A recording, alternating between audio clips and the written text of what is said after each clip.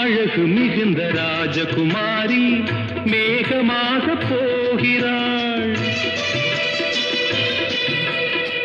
ஜரிகை நெளியும் சேலை கொண்டு மலையை மூட பார்க்கிறாள்.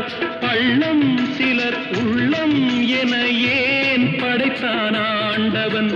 பட்டம் பெற தேடுகின்றேன், எங்கே அந்த நாயகன்? மலையின் காட்சி இறைவன் ஆட்சி. செந்தாழம் பூவில் வந்தாடும் தென்றல் என் மீது மோதுதம்மா.